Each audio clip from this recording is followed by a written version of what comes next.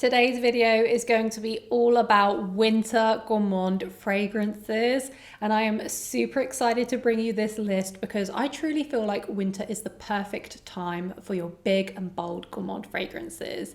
So if this is your type of thing, then please keep on watching. Hello everyone and welcome back to my channel, or welcome to my channel if it's the first time you are visiting.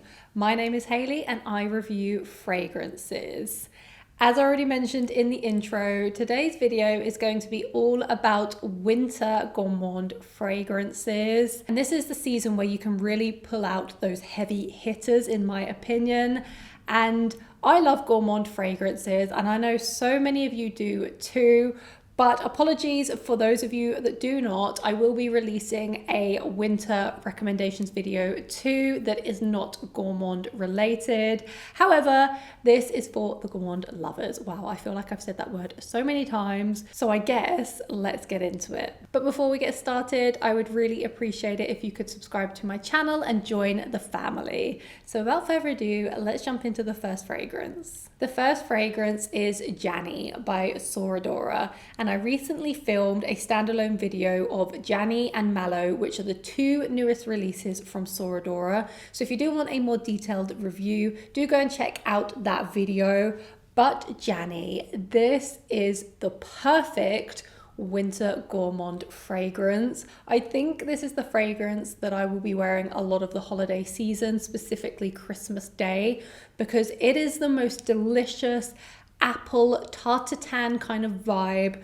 You smell the pastry note in here. It's rich, it's decadent, it's warm. You get that kind of cinnamon apple accord in here. You get a warm buttery pastry. It's a little bit vanillic too.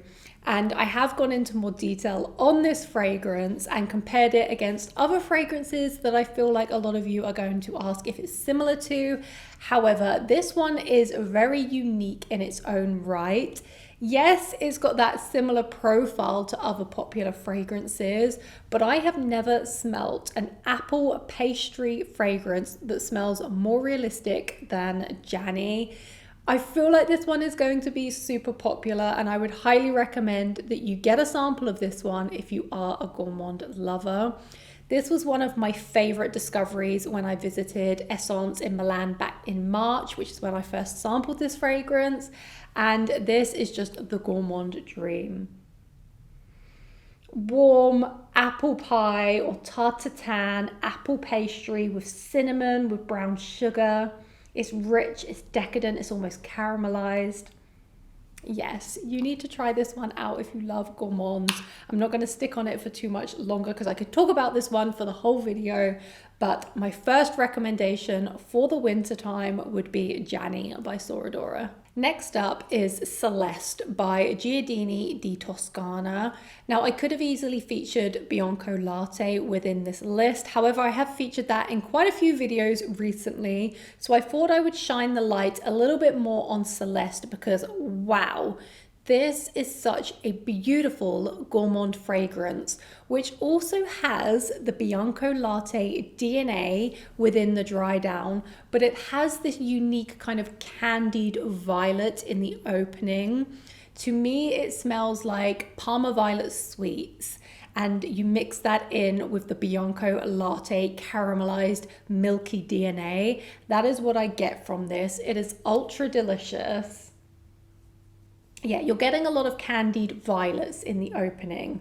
So we have something called Parma violets in the UK. I don't know if that translates internationally, but just think about some kind of candy that smells or tastes like violets. It's a little bit powdery. It's very sweet. You've got that milky caramelized brown sugar vanilla. Oh, it's so decadent. This one is an absolute beast too, just like Bianco Latte. And I feel like this one is so underrated from the house, although this house is only just getting recognition recently.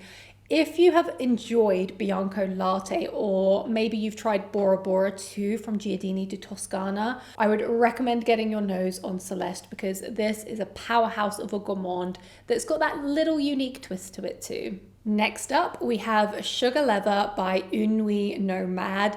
And I'm sure if you watch my channel, you will know my love for this fragrance. It is an absolute gorgeous, sugary, sueded, kind of ambery fragrance. And I feel like it is perfect for the winter first and foremost. It also works for fall. I did wear it a little bit in the summer, as you can see, but I do feel like this would perform the best in the winter time. It is already pretty cold here in the UK, so I am filming this video early November just for reference, and it is already 10 degrees Celsius here. So this one is definitely going to warm me up. Now, what I have to say is, if you are not a fan of leather fragrances, please do not let the name put you off, because there isn't much leather in here, to be quite honest with you. It's more a soft suede, at least to my nose. Yeah, it's a very soft suede with a very rich, almost resinous, spicy vanilla. You've got lots of brown sugar in here. You do get the cinnamon. There's quite a lot of cinnamon in here. And I am getting lots of brown sugar too. I think this one is so delicious.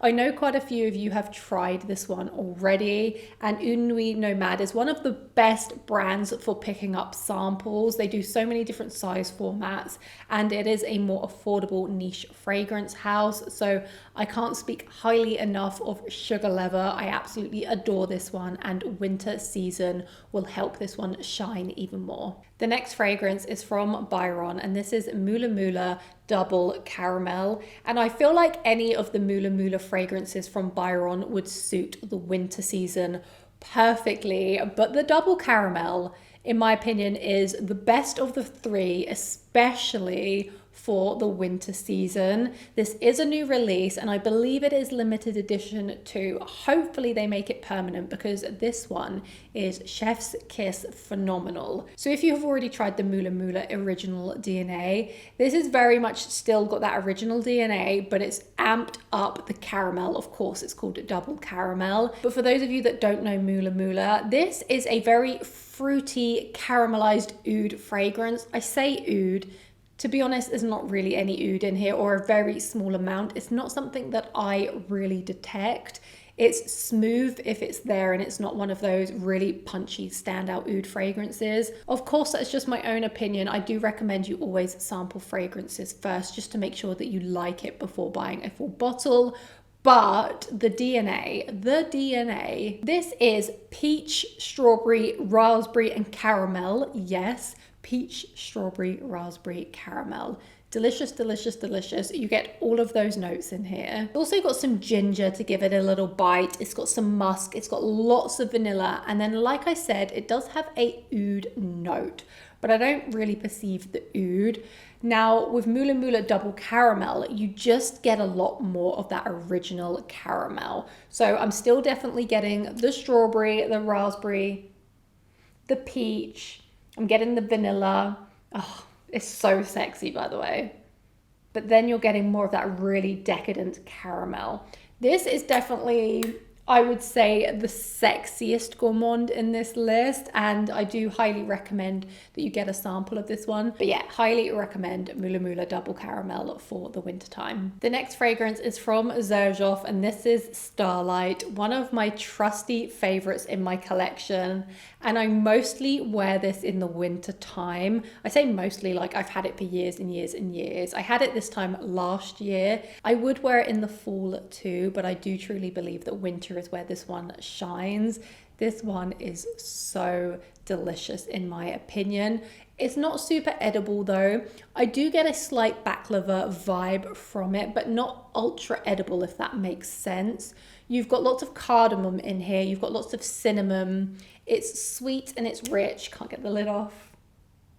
There's this kind of soft yet bitter almond note. You've got a little bit of clove. There's lots of amber, but it's a translucent amber. It's not super heavy. You've got a sparkling bergamot in the opening. Yeah, I love this one. So the opening of it, I can't get the lid on properly. It's so cold in here. I'm leaving like marks all over these bottles because they're getting a little bit of condensation on them when I breathe on them. I know that's a bit weird. But But in the opening, you get lots of sparkling bergamot, and then you get lots of cardamom from the initial blast. And then you've got that cinnamon, you've got that clove. Yes, I absolutely adore it. It's not an edible gourmand, like I say, but I do get a baklava vibe from it. I've mentioned it so many times, and this one absolutely shines in the cooler weather. It projects more in the cooler weather, at least on me anyway. And if you have never sampled Starlight, but you're a fan of cardamom fragrances with amber, I would highly recommend this one, but it does have a lot of cardamom in there, so please just bear that in mind. Next up, we have Sand Dance by Stephane Humbert Lucas, and this one to me smells like a creamy Irish liqueur. It's very boozy, but at the same time creamy, and it's kind of like an alcoholic drink that we drink here in the UK, so Irish cream liqueur. I don't know again if that translates internationally, but you've got this boozy quality to it. It does have a whiskey note featured, and I don't like whiskey, but I love it as a note in this fragrance. It's definitely creamy, but not lactonic, if that makes any sense. There's like a cacao dusted through here too. You've got cashmere, you've got tonka bean. There's a very creamy sandalwood in the base. It's a little bit vanillic, but overall, this smells like a boozy cocktail with some type of cream liqueur in there, and it's dusted off with cacao powder. So incredibly delicious. One of my favorite fall and winter gourmand fragrances in my collection. Would highly recommend getting a sample of this one if you've never smelt it, but it performs so well in the cooler weather, and in my opinion is one of the best from Stephane Humbert Lucas. Next up is Rosendo Mateu's 1970, and this bottle is incredible. I wish all of the Rosendo Mateu bottles looked like this, but I understand it maybe doesn't fit the other collections. And this one is called Tonka Expansion Glamour. And I first smelt this one back at Essence in March too. And this one gave me a gasp out loud kind of moment. It is a chocolate gourmand, but it's very elevated and sophisticated in my opinion. Now, when I first smelt this, I perceived it to be more of a dark chocolate, but the more that I smell this, I now perceive it to be more of a milky chocolate. You do get the tonka bean, but I wouldn't necessarily say the tonka bean is front stage and center. It's a little bit earthy, it's complex, it's got a little bit of spice to it too. I also get a fruitiness in the opening. I mostly perceive it to be like a candied orange peel. So if you could imagine a candied orange with milky chocolate, with some tonka bean and earthiness, that is what I get from this composition. It's so smooth and buttery. And again, this is a fragrance that I feel like truly will perform best in the cooler weather. It does have some vanilla and some musk in the base too, a little bit of amber. Like I said, it's slightly earthy too. Now, if you're thinking, I don't want to smell like an edible gourmand chocolate fragrance, this one I don't feel like is an edible gourmand per se. It's a little bit more elevated in my opinion. It still very much smells like a fragrance. It doesn't lean too much in that edible territory for me, at least anyway. And I love that it has kind of a spicy earthiness to it, which kind of breaks up those smooth, more gourmand notes. And last but by no means least, we have Angel Share by Kilian, and I had to include this one in this video because I truly still do believe this is one of the best gourmand fragrances on the market. And I did review a dupe of this recently, which is Camera, and I did compare how they differ, and I do feel like they are different enough to own both. For me, Angel Share is very, very sweet in the opening, but it is also very, very spicy. I do still very much get the warm apple pie vibe, but now I have Jany by Sora Dora. I would say that is more of a true kind of apple pie tarte tatin vibe, whereas Angel Share is a lot more spicy and rich. Very, very decadent, very ambery, very kind of rich and spicy. You do get a slight apple pie vibe, but not as much as I used to think. Now I've sampled other fragrances that are more like an apple pie. Wow, I've said apple pie so many times. But yeah, this one just gets so many compliments too.